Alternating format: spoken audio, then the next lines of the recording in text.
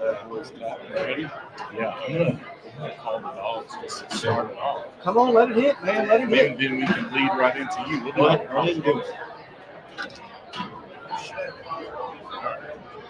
Ladies and gentlemen, happy Friday. Listen, we got a little bit of burnt orange back here in this house right now. Burnt orange have experience calling the dogs.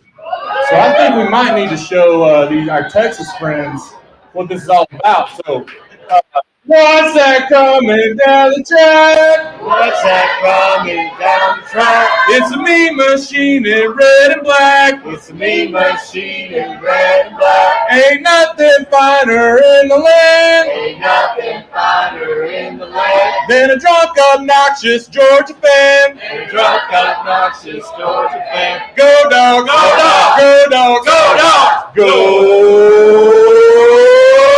dogs. Sing 'em. All right. Let's go. Sanford Stadium looms in the distance like its college football cathedral counterparts. It's more than just steel and concrete. It has a heartbeat. It has its memories that breathe. It's the battle hymn of the Bulldog Nation. It's out here in the field. It's the sound of two simple words.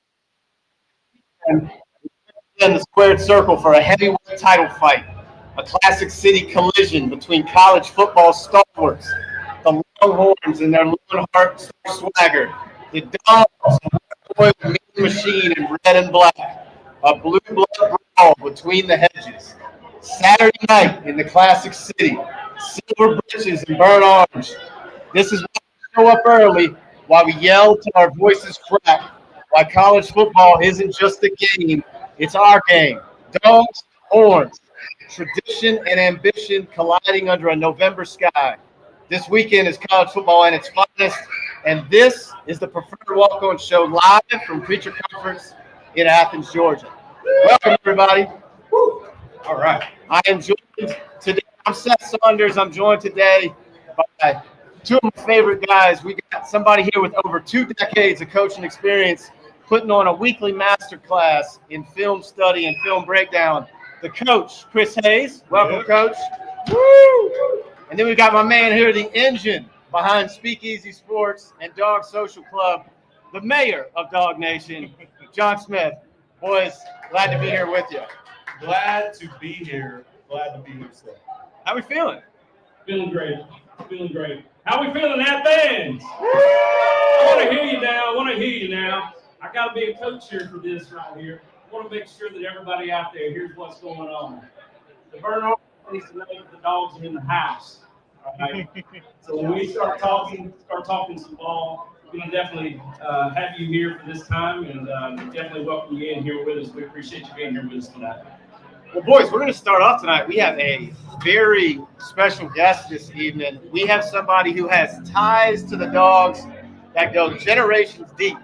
And for over 3 decades, he has been the voice of Sanford Stadium, a damn good dog if there ever was one. Please welcome Mr. Brooke Whitmire.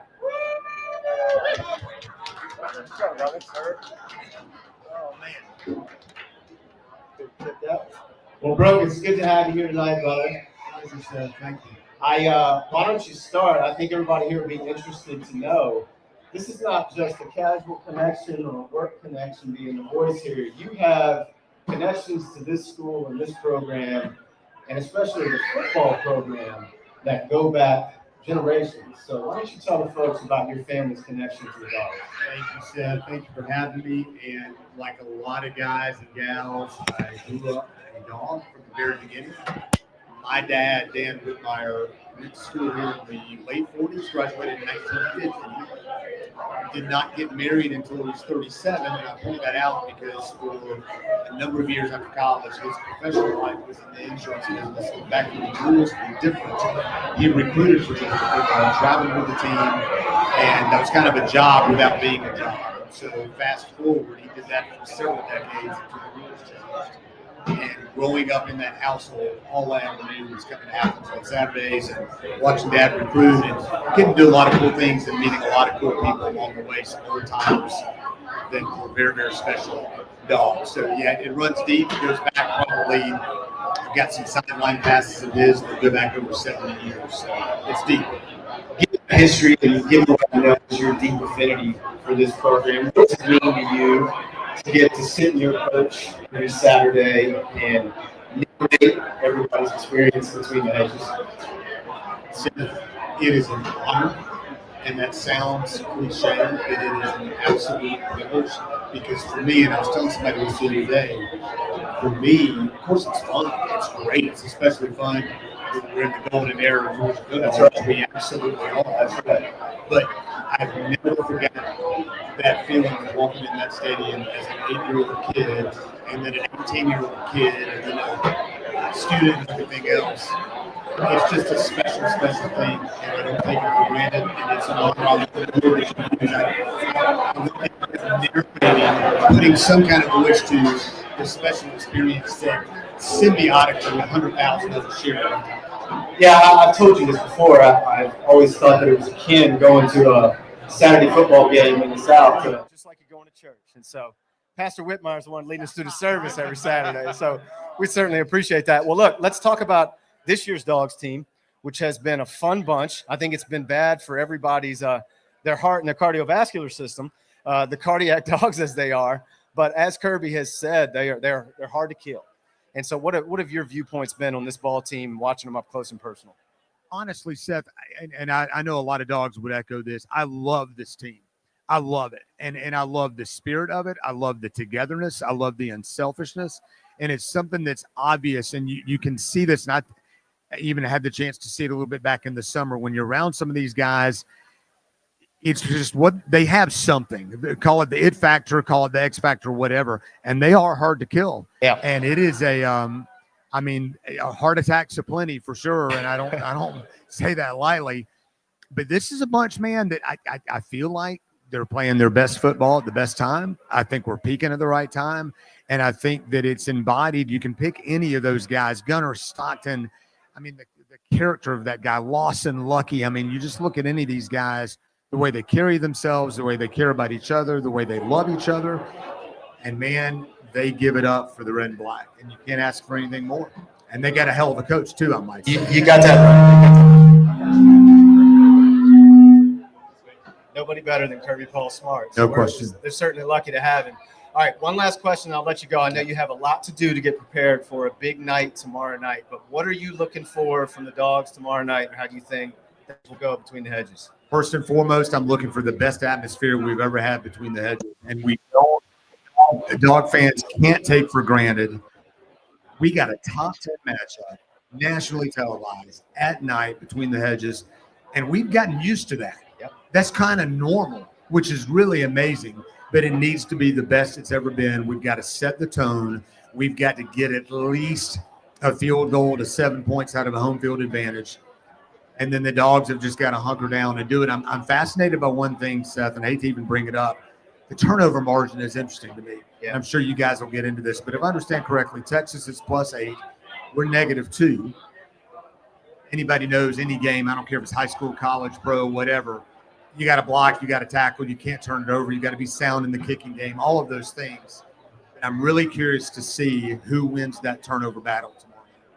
Well, you speak about the Dogs home field advantage and Dogs fans getting ginned up. Nobody better to do that than you, and we will all be counting down for you to walk the Dogs in on a outstanding Saturday night in Athens. So, brother, it's always fantastic to see you, and go Dogs. Thank you, sir. Go Dogs, Seth. Appreciate it, brother. Chris. John.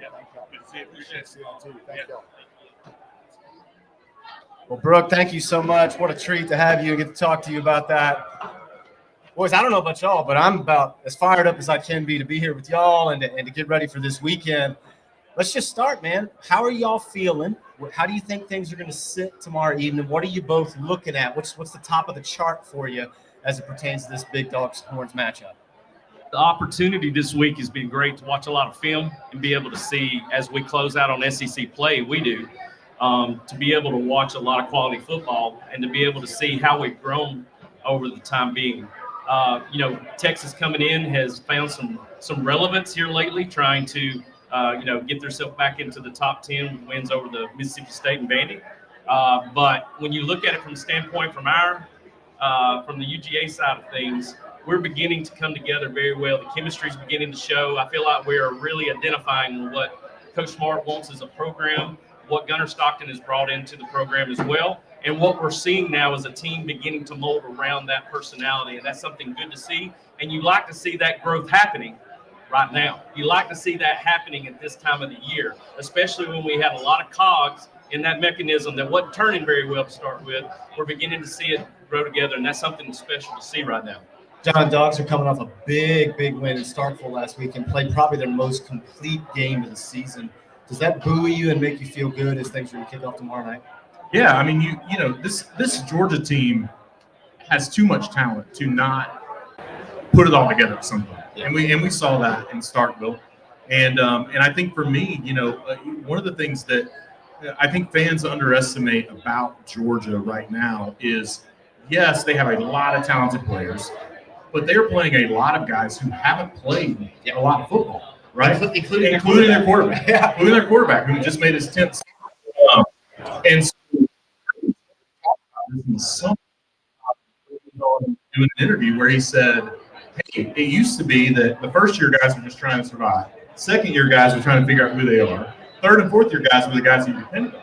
He said, now I'm trying to speed up that process because I have to depend on second year guys.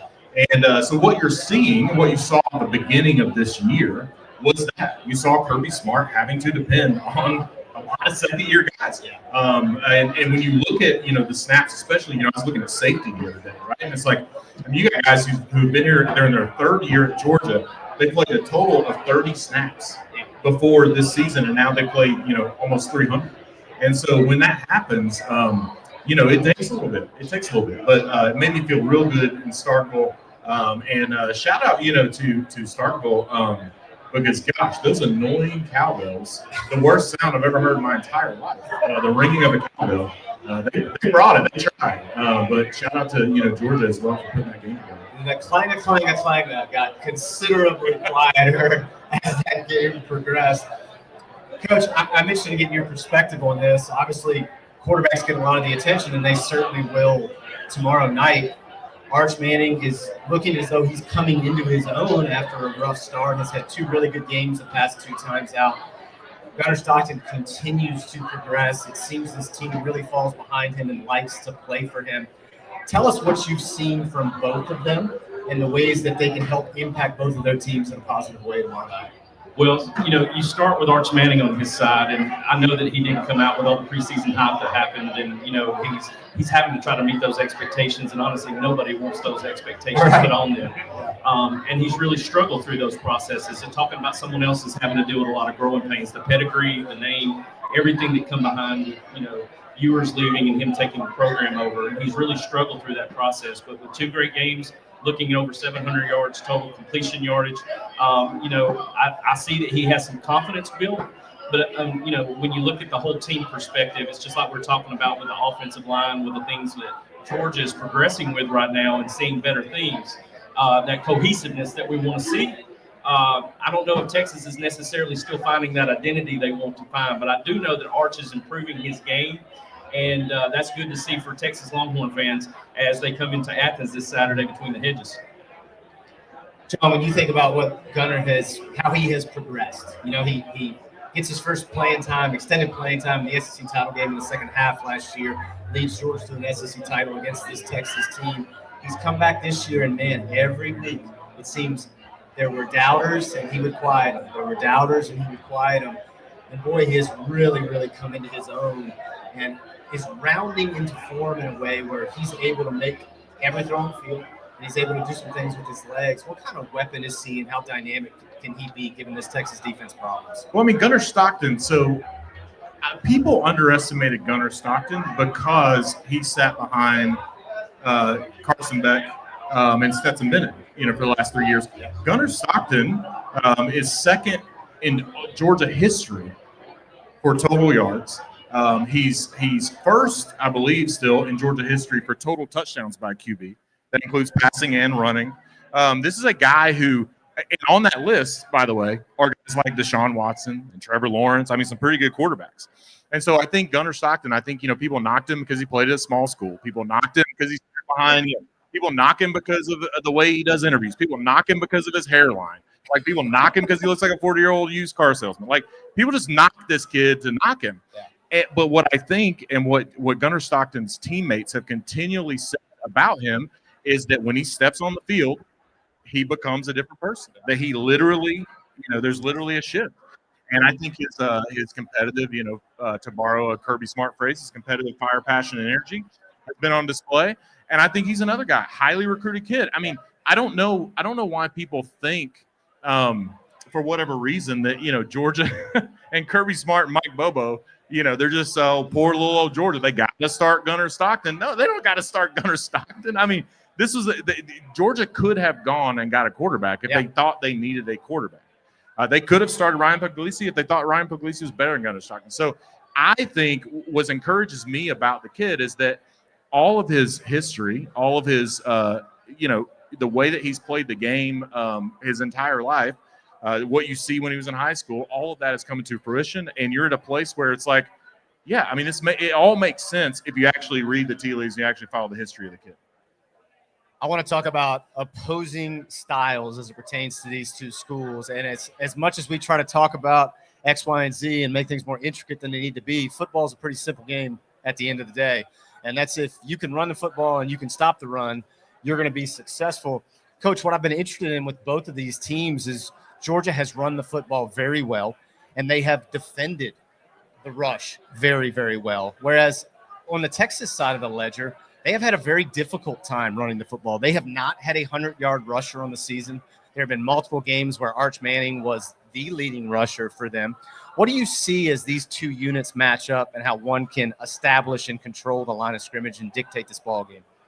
Well, Coach Smart has said preseason to me in the SEC, the team that rushes the football better is going to have more success. And that's something that we've hung our hat on the entire year. And it's becoming to come to fruition with what they've got. They've got over 1,300 yards between Nate Frazier, Chauncey Bowens, and, of course, Gunnar Stockton's legs. I know Texas would also want to establish that. Sarkeesian's not dumb. He understands the fact that he wants to have his guys that are back there. Wisner and Baxter both want to be a part of that. And, of course, as well, Arch Manning wants to be able to be a contributor in the run game, but he can't be the primary contributor to it. And so with that being said, it comes down to the fact I look at it from our tight end perspective and what's given us success running the football this year because of the fact that we're running more 12 personnel with Delp Lucky and even now Elias Williams doing that as well to give us a better perspective to run the football. And we establish that. And it's not something we're hoping on. We're doing it. And we're seeing it. Those facts are there every week.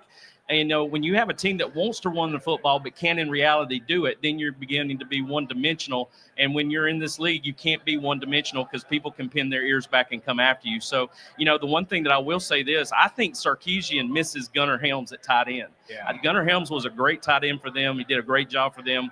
He's now in the NFL, obviously. I don't really know if they have a true tight end role because I've watched enough film. I know they've got the guys on the outside, 3 to 4 primary receivers they're throwing to constantly, but they haven't established an effective running game, and that does come down to having that 11 personnel, 12 personnel tight end game that allows you to be able to get the ball north and south. That sets up everything that you want to do outside that Sark wants to do in his multi-spread offense.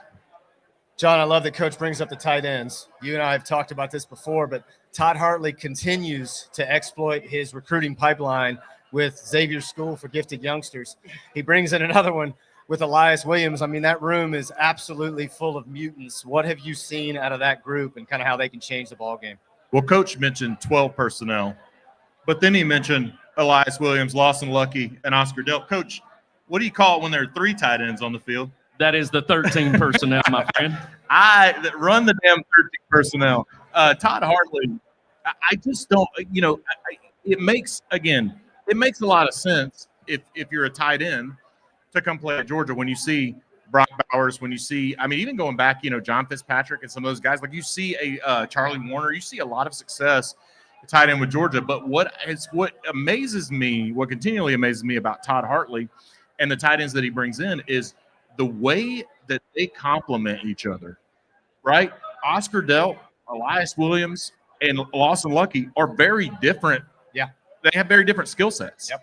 I mean, and so when he brings in these tight ends, he's not bringing in, he's not bringing in, trying to bring in a bunch of Brock Bowers, right? He's not trying to bring in a bunch of Darnell Washington. He's literally building skill set, size, skill, speed for this offensive scheme. And that's what I love.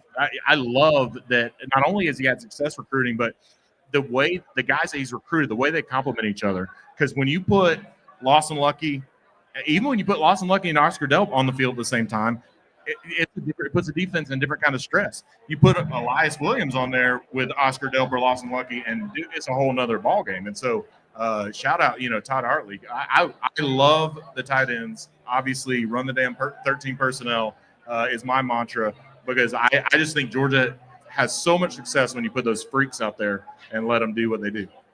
Let's talk about a different kind of freak, one who has affected the game offensively seemingly every week. He is a big play threat every time he touches the ball, and that is call him Zachariah Branch. And I just want Coach to talk about what he has added to that offense, the verticality that he brings. And man, if we're talking about transfer ads nationwide, he's got to be in the conversation as one of the better transfer ads across the country. A lot of people were looking down on the fact of him coming in here from outside in because they thought that he was a bust when he went to USC. But when we got him, I knew that there was something special about him, watching him in the spring game. I got a chance to meet him this summer, call him the Ease. That's his nickname. And just a down-to-earth kid, great character. Just really talked about how blessed he was to be here and be a part of this program. He was really looking forward to what Coach Bobo had for him when they had talked. And, it was really exciting to get to see that, because that was post the spring game before they were really getting started for the fall. So what I like from Zachariah Branch, seeing what they've done with him in the offense, is being able to run him in a lot of motion to start him on the extension of the run game, which is our screen game play. A lot of times you're going to hear that called and just, we talk about, I think, the futility in the screen game at times. I think fans tend to look down on the screen game. But as a previous coach as well, I love the screen game. I love any kind of screens you can run. In fact, I'm going to do it in a way to make it to where I'm putting the ball in the playmaker's hands. I'm getting it out of the quarterback's hand early. And you give a guy who's got wiggle in space and be able to make a play. So you've got to run those plays to set up, because a lot of people don't realize the first completion we had to London Humphreys in the Mississippi State game was based off of a fox, what you call a fox, where you basically are going to take a thief there and you make them think you're going to run the screen, and you get an explosive play off of that. So they don't realize all those screens that are set up. And now what they're doing and what Coach Bobo's doing is he's taking Zachariah, moving him a lot pre-snap, which is all of a sudden making people vacate. I don't know if people realize on the long run that Nate Frazier had for the long explosive and for the touchdown run, Zachariah Branch is on boomerang, what they call orbit, boomerang motion. And when he's in that motion, he's making people vacate the box, because their attention is so much on him that it's helping open up the box for the run game. So it's a win-win situation. He's getting the ball in space. I see him more involved in the vertical game now. And then, of course, using him as eye candy before the snap to let other guys have explosives as well. This Dogs offense has been firing on all cylinders and look as good as they have looked all year, primed and ready for tomorrow night's matchup. I want to flip over and talk about Georgia on the defensive side of the football. And I want to ask you, John, about C.J. Allen. Butkus Award semifinalist, has been absolutely electric for that Dogs defense. I have said, and hand up, I was wrong about this. Earlier in the year, one of the things I thought plagued them defensively is that they lacked an eraser. So if something went wrong, if somebody missed the gap, whatever it may be, they didn't have anybody that could erase the mistake. And boy, C.J. Allen has been that the last couple of weeks. Just talk about what you've seen from him and what he brings to that Dogs defense. Yeah, I mean, C.J. Allen, another guy that, again, C.J. Allen has played a lot of snaps. And so he's a little bit different because he is a guy who, has experience, a guy coming back who was on all the preseason watch lists, all those things. But I think what's happening, again, in modern college football is an eraser can be an eraser. But an eraser also has to have people around them to cause at least some kind of stress on the defense. And I think early in the season, I think that I honestly think Georgia, playing a lot of those young guys, playing a lot of experienced guys, did not have players that were in position around C.J. Allen to allow C.J. Allen to erase, right? So you think about like that play. I remember the Orange Bowl versus Michigan when Nakobe Dean ran 30 yards, made a play, tackle for a loss, right? The reason that Nakobe Dean, everybody talks about Nakobe Dean making that play, but that was a defense stringing out that guy. So Nakobe Dean comes because you have corners playing physical and holding up blockers. You have, safeties coming up and forcing that guy, you have guys setting the edge and forcing everything outside. So then you have an eraser that can come do it. I think that's what's happened with CJ Allen is like, you finally have guys that are playing their assignment. You finally have guys that are doing some stuff well, and that allows a guy like CJ Allen to shine because ultimately, and Coach knows this. I mean, I played linebacker in high school back in the day, and we played that slide defense where we like slide. We basically had 4 middle linebackers. Had like 9 people in the box because nobody could throw it in Northwest Georgia in the 90s. But it was always the intent of the way you play linebacker is like you have guys that occupy guys so you can go make a play. That's what a linebacker does. And I think you finally have guys occupying guys so CJ Allen can go make a play. And I mean, dude, and boy, does he make plays. I mean, friggin' a freak of nature for me watching that guy play linebacker. Yeah, man, he's been outstanding. And Coach, the unit he's going to have to combat tomorrow is that Texas offense. And you do such an excellent job on your show of breaking down scheme and showing us what they're trying to exploit, what they're trying to do. Tell me a little bit about what Sark is trying to do. I don't know that there's a better schemer, a better play caller in the country than Steve Sarkeesian. And just talk to us a little bit about what he's trying to do with motions, pre-snap candy, all those type of things. Well, what he gives me is what I call the eye sweats, because of all the stuff that he does pre-snap. He's wanting to basically take one guy for 1 second to be out of place, to all of a sudden pay attention at one point in time and get you in a situation where there's a leverage issue, where you've got one guy that's not paying attention. And that's something that's important to me when you watch somebody who knows their role and they have the ability to stay focused, even with all that motion he's going to give you. Because what I think they're going to try to establish on us, because of what they've had success in, especially in the last 2 games, is the screen game. They're going to be throwing a lot of lateral balls out into the flats. And guess who's probably one of the best defensive teams that can handle screens and probably sees it every day and twice on Sunday, it seems, is the Georgia Bulldogs, because we run it so much as well. But you know what you try to do with that? You try to get the ball out of your quarterback's hands quick. That helps Arch Manning get into a rhythm. It helps him, get the ball out to his playmakers, people like Ryan Wingo, people like DeAndre Moore, people like Parker Livingston, those guys that are, helping him out right now, because with all those yards that he has throwing, a lot of them do come from the screen game. Now, I did watch him in pocket when he has a chance to sit there and throw the ball. He can throw a nice layered ball. But their offensive line has really struggled, especially the front triad, both guards and center. And that's something that they're going to have to shore up, because it's really going to be down to the fact of what our defensive line can do against their offensive line. An offensive line for Texas that is struggling, and a defensive line that seems to, create very little havoc. Now, we want to see those one-on-ones to get off, and what we're doing and seeing are things like Zayden Walker coming in and playing more defensive pressure, similar to what Chris Cole did last year. And I'm beginning to see a lot more simulated pressure, where instead of bringing the 4 down linemen, we're bringing P.J. Allen or Raylan Wilson and bailing one of the defensive linemen out, and all of a sudden making a playmaker at the second level come down and start putting pressure. That 4 and 5 man pressure gets home. You're still being able to play things like cover 2, cover 1. You still got guys lined up across the board and still have people in zone with that. But that's going to be the efficiency. We can't start bringing 6. We can't start bringing the house. I think we've got to be effective with 4 and 5 man pressure. And I think that's going to be effective for us on Saturday. And it's going to be up to their offensive line to dictate whether or not they're going to have some type of offensive line, like we talked about earlier, with them running the football, trying to run right at people and seeing what they can do. And we've got to match that physicality on Saturday. John, Coach brings it up. Texas' O-line has had problems this year. Arch Manning's been sacked 18 times. On the flip side of that, UGA has had a difficult time pressuring the quarterback, although they did have a good game last week against Mississippi State doing that. Is this something where, and especially probably why they're using the quick screen game and those type things, but do you think if Texas tries to get vertical, which they've had a problem doing, do you think Georgia can get there, get home on Arch, make him move his feet, get off schedule? Yeah, I do.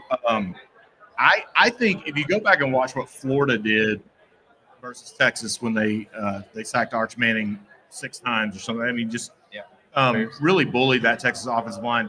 What Texas has done, and what I think they're going to continue to do, is when they run those screens and things, they tend to condense the offense, right? So they're bringing everybody kind of in to try to create space outside. You're trying to get the defense to move in with you and create space outside. What Georgia did last year versus Texas, when they condensed, when they brought everybody in, that's where you saw corner blitzes. That's where you saw Dalen Evans. You saw, Jalen Walker coming off the edge. You saw a lot of stuff coming off the edge. And so I think Texas has a tough choice, right? So Texas is either going to have to stay wide to a certain extent and try to give March time, or they're going to have to condense and get the ball out really quick. And the problem will always be when you play a Georgia defense of getting the ball out really quick is Georgia's corners are going to be maybe the most physical that a team will play all year. They're going to be the most physical of getting off blocks. They're going to be the most physical of fighting through, fighting over by somebody's face and trying to make a tackle on that screen game. And something I wanted to add to that, there's nothing wrong with the fact that lost that. Oh, there we go. There's nothing wrong with the fact of leaving your tight end in the 6-man pass pro where you have 3 guys that are going out. For some odd reason, we don't think that's sexy anymore as an offensive play calling. There's nothing wrong with leaving your tight end in to help Arch Manning in the pocket so he does have that 3 to 4 second window to throw because he does have athletes to throw to. And when he does have time, he does throw a good ball. I mean, I watched the Vandy game. I watched him make a layered throw from the left hash to the right field. I saw him throw it in a mailbox where he's got a guy on his heel. He does a really good job. And so you've got to be able to do things that are going to be that's going to help, him being able to stay in the pocket. Because if he's running for his life and he's off his spots, then obviously his accuracy goes down. We've seen that when it happens. But if they're just going to continue to keep 5 men in there to try to block with a running back in as a check down back, that's going to make it a little tougher for him in this process. But there's nothing wrong. We do it all the time. We'll throw out 3 receivers. We'll bring the F back across on a zone play action. We leave the tight end in the game. We got 6 and 7-man play action. And you got 3 guys on the route. There's nothing wrong with that. Georgia has done a good job this year protecting Gunnar Stockton, and Gunnar Stockton has done a good job getting the ball out, evading pressure, and kept himself off the ground. That's one thing this Texas team does very, very well. 14 different guys on that defense have had sacks this year. You got guys like Anthony Hill Jr., Colin Simmons, who get to the quarterback very efficiently. Coach, you shared something with me earlier that I thought was extremely interesting. If you were game planning Georgia's offense and how to combat a guy like Colin Simmons, what would you do? Colin Simmons is a freak. I mean, he moves around everywhere. And when I watch him on defense, he basically is like he morphs to whatever you want to do. I see him on the edge sometimes. I see him float out and become basically like a robber where he's watching the quarterback. They did that against Mateer a lot against Oklahoma when I was watching that film. But he is a freak of nature. He's one of the most hybrid defensive ends I've ever seen. And what I would do typically, if you have a guy that's like that, especially with the way that our offensive line is really grown and started to gel, especially what I'm seeing with Green and Gaston and obviously Dontrell Glover and what we've already got from Freeland and Morris on the other side, is I would actually attack Colin Simmons. I would run the ball right at him. And I know a lot of people say, good, let him run right at him. But that to me is where you wear him down over 4 quarters to see what he can do over 4 quarters. You start bringing guards on gap scheme and pulling and kicking him out. You start running 2 and 3 guys at him to block at the 12 personnel that I mentioned earlier. You just see what kind of defensive end he is. Now, Anthony Hill Jr. at linebacker, again, another hybrid kid that runs lateral, great twitch. I like the way he fills the box, but also, too, it's one of those things when you get guys in duo and we're climbing to him a lot, that's something that we've had success over the last 2 games that we've played. And I don't want to play the transitive property either. The transitive property to me doesn't matter. The transitive property of what we did last year. But the one thing that I know we did do well is run the football. Trevor Etienne had 2 really good games. In fact, he and Peyton Woodring are the only people that have scored. So, I think that's something that I would do if I was attacking Colin Simmons is run the ball at him, see what we can do in that regard instead of trying to run away from him, see what he's made of. Let's talk about the head ball coaches leading both of these programs, John. You got 2 guys who are on the text chain together, shooting nuggets back and forth to each other, good buddies from their time. Coach in the past, Steve Sarkeesian and Kirby Paul Smart. Where do you think the edge sits in this matchup between 2 an offensive-minded genius and a defensive-minded genius? I love that Steve Sarkeesian said this week that Kirby Smart texted him while Kirby was on the bus driving from Tupelo to the Mississippi State game. What you doing? Because, asked him what he was doing on his bye Saturday. I love watching you, bud. Yeah, I mean, I think fans, I think fans certainly like we want to create these narratives, and I do think when the competitive issues are flowing, I think they don't like each other, and when you're in between the lines, but these guys are friends, and I think that's always interesting. I will say, it is hard for me in this kind of a game to give an edge to one or the other in terms of like coaching, right? Because at the end of the day, and you know this, Coach Hayes knows this, is that at the end of the day, players have to execute and make plays. I mean, I think Steve Sarkeesian, he's had a bye week. I think he's going to have a fantastic game plan. I think on paper, I think he's going to probably know like what Texas needs to do to try to win the game, right? And I think Kirby Smart, one of the best defensive minds in college football history for my money. I think his defensive staff, I think he's going to have a fantastic game plan.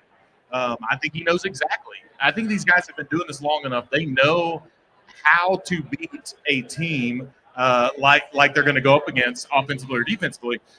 There's a big difference between I know how to do it and my players can actually go out and do it.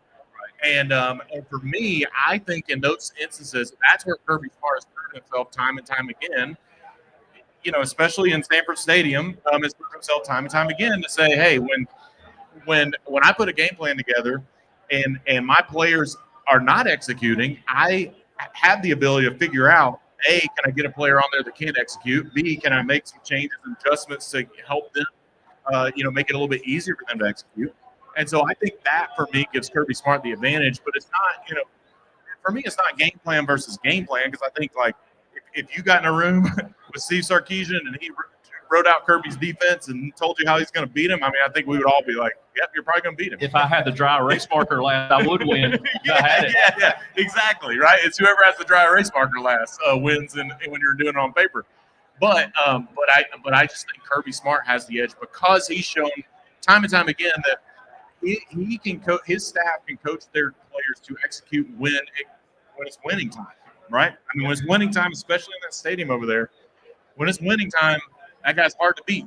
And I think that's the thing with Kirby, and that's what gives him an edge, I think, over a lot of coaches when you're playing in Athens. Yeah, I'm interested to get both of your opinions on this. I have thought, watching this team throughout this year, that Kirby really likes this roster.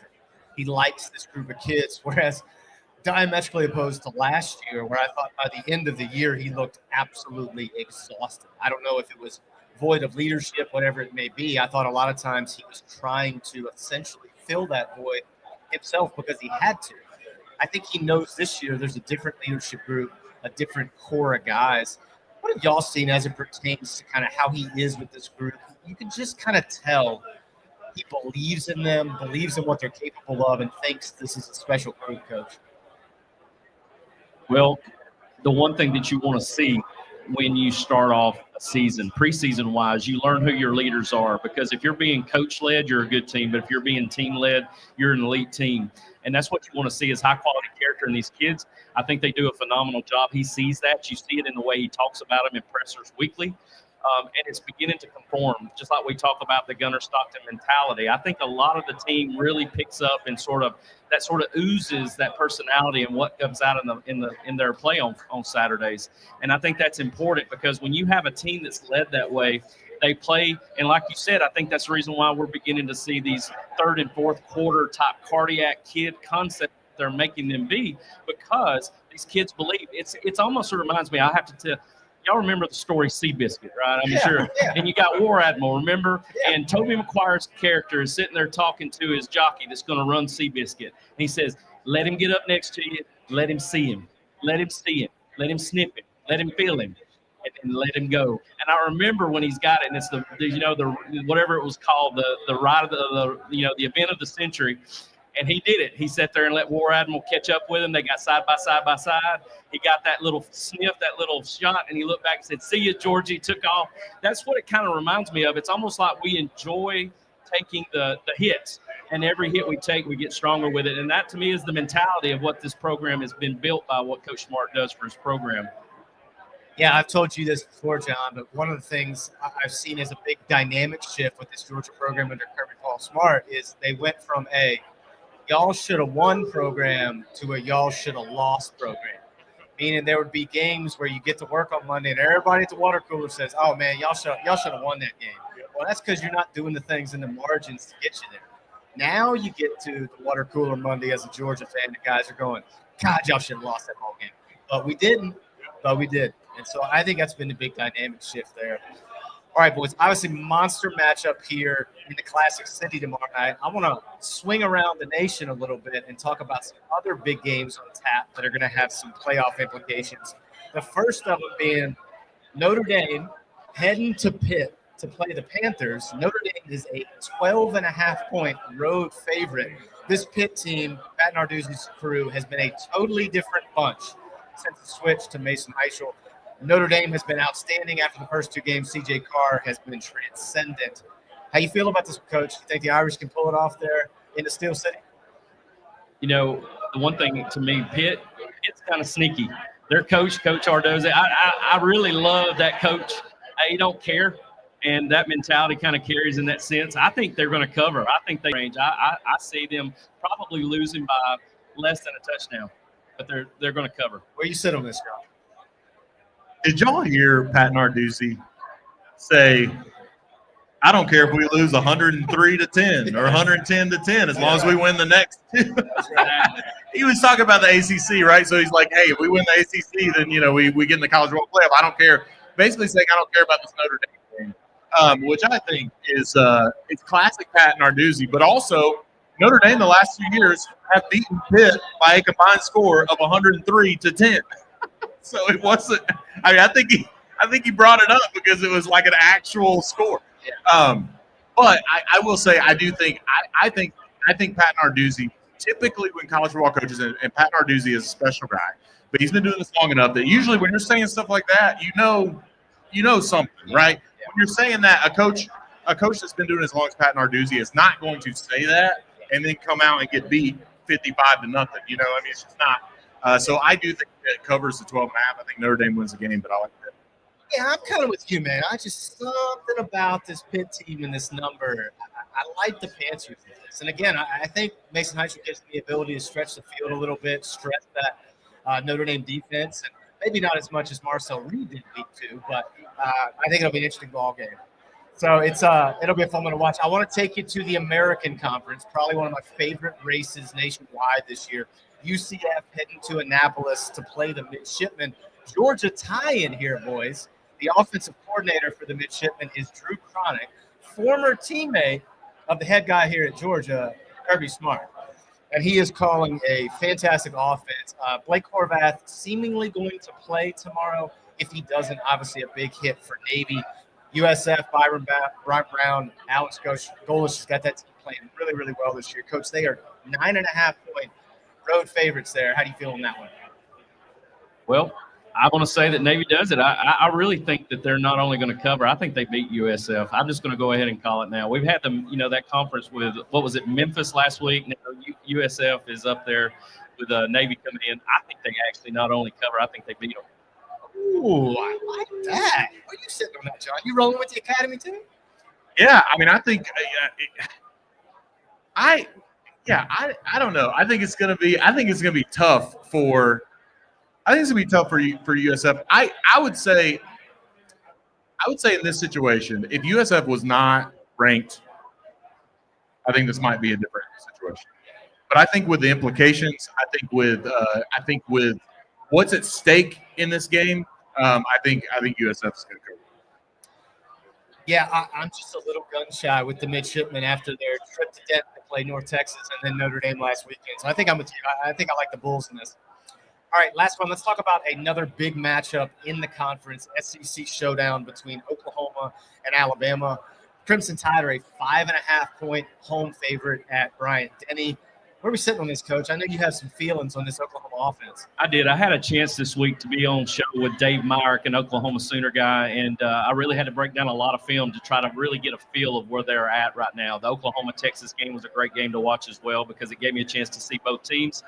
Prolifically, I think John Mateer is a heck of an athlete, but unfortunately he's in a situation where he just has no run game that's going with what he's doing. I told him that, they got to match Alabama's physicality up front, and I don't know if that's something that they can do. Unfortunately, I just don't see this happening regardless of Sertania, Burke at wide receiver. If they can't establish a good run game and match Alabama's physicality, I don't see how they can be close. I think this is probably going to end up being a couple touchdown game with Alabama in favor of them. What you thinking on this, John? You think it's gonna be a good day to be wearing the crimson in Tuscaloosa tomorrow afternoon? Man, Alabama they've lived on the edge, haven't they? Yeah, they sure have. I mean, I think I really, really, really, really want to believe everything that Coach just said, but I hate Alabama. I freaking hate Alabama, and for that reason alone, I'm going to pick Oklahoma. The completely objective analysis that people come to watch the shows for. The objective analysis, because of my hatred of Alabama, I'm picking Oklahoma to win the football game. I can get on board with that premise. Yeah, you're right, though. They've been razor's edge all year. Even the ball game here, that could have gone the other way, and they've been that way for their entire meat grinder of a schedule.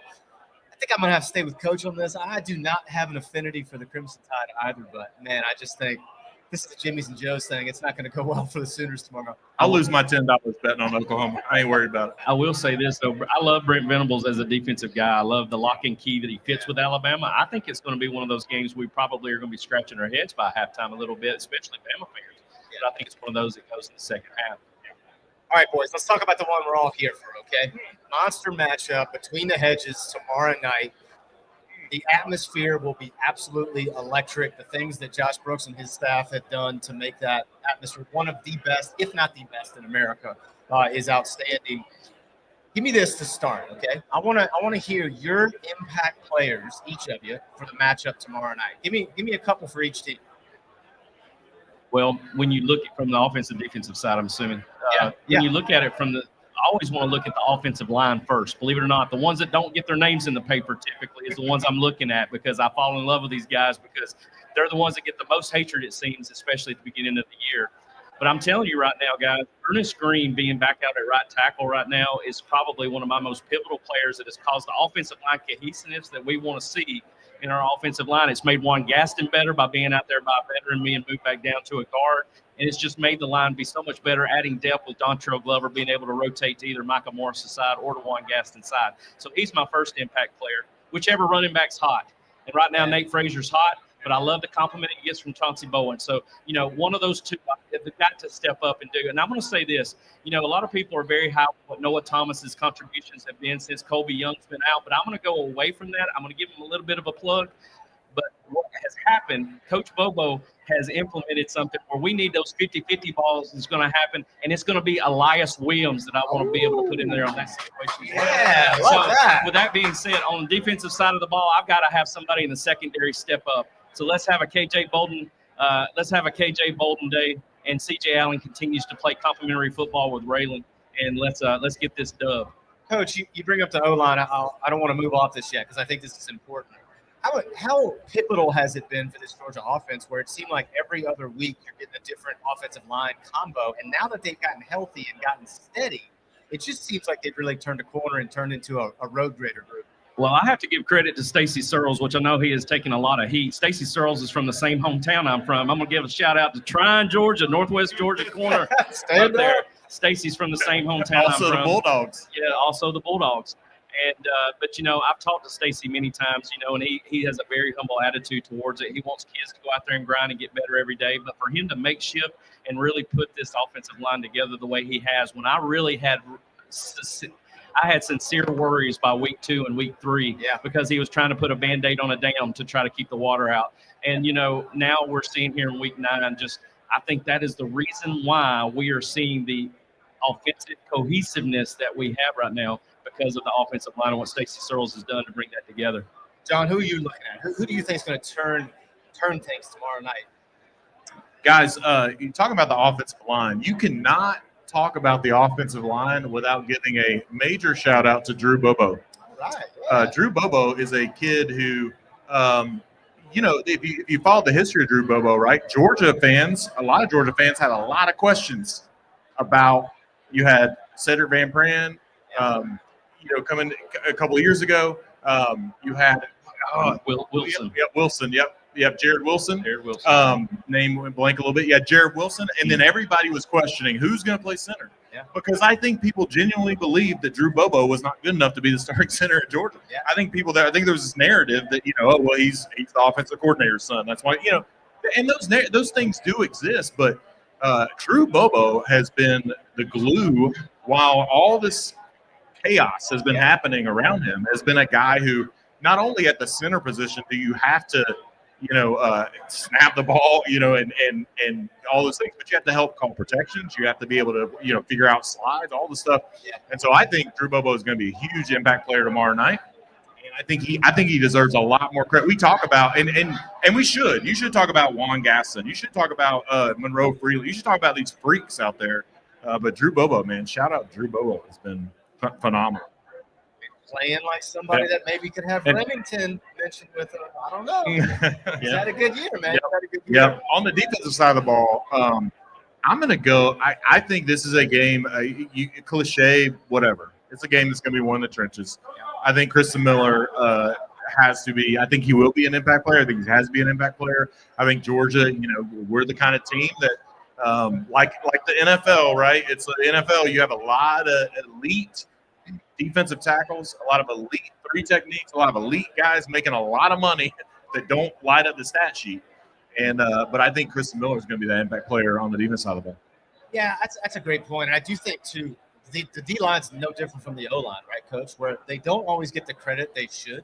And when they're doing a good job keeping the O-lineman off that second level, it allows a CJ Allen, a Raylan Wilson to do things, get sideline to sideline. And so, yeah, I think that's a great point. For me, guys, we talked about CJ Allen earlier, but it's Raylan Wilson, man.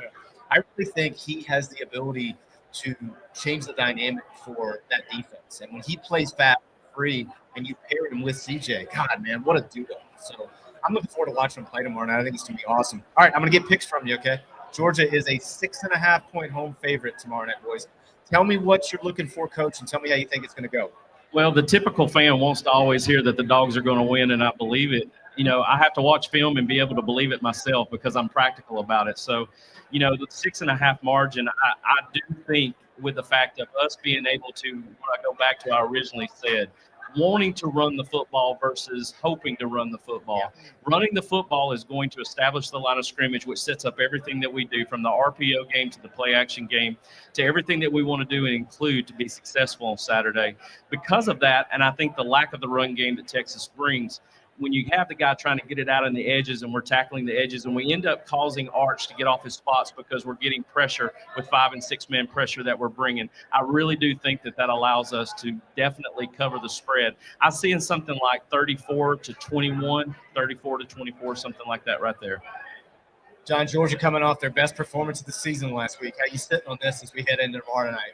Well, we all know Texas is a new powerhouse in the SEC. Yep. Right? Get Sarkeesian. He came in the first year, made the SEC championship game. After everybody talked about how tough the SEC was, and here comes Texas waltzing in and and makes the SEC championship game. Some would say they're back. Some would say they're back. And of course, like, Texas obviously has the better quarterback. I mean, did y'all see the student section of Georgia? We want Arch, or whatever it was the paint line did when Arch Manning was being recruited. I mean, man, poor little old Georgia's sitting over here. Texas, all this money, got the Manning quarterback, got Steve Sarkeesian, you got everything you could possibly want. And Steve Sarkeesian this week decides to complain about the schedule. Steve Sarkeesian, after all that, Texas, comes out and says, by the way, last year's thing, I prefer to play my non-conference games early in the season.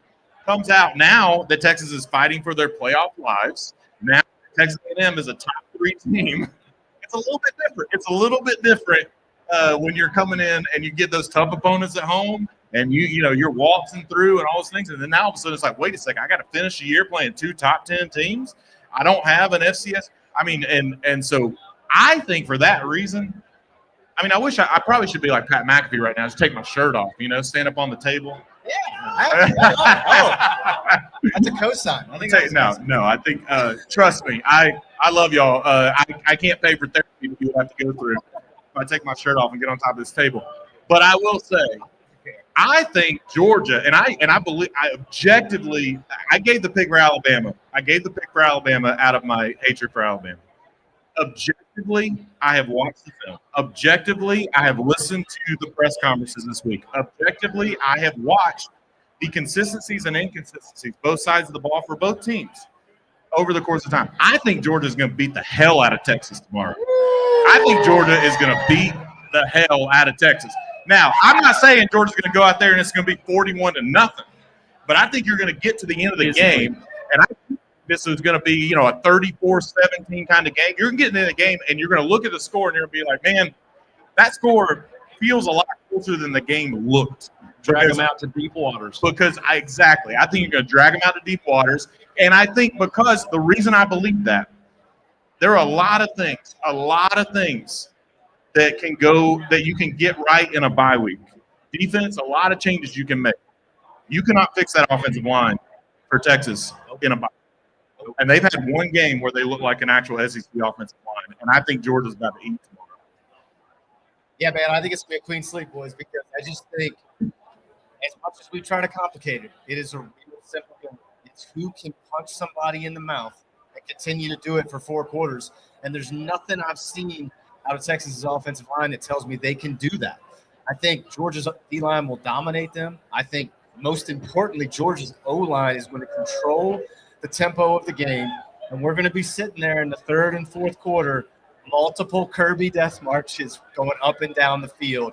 Yeah, man, I think it's Dogs roll all night, man. Big night for the Dogs. Yes, sir. Thank y'all for joining us. Had a great time. If you're here live, come see me. We got some drinks on us. Happy to give those out to y'all, and go Dogs. Go Dogs.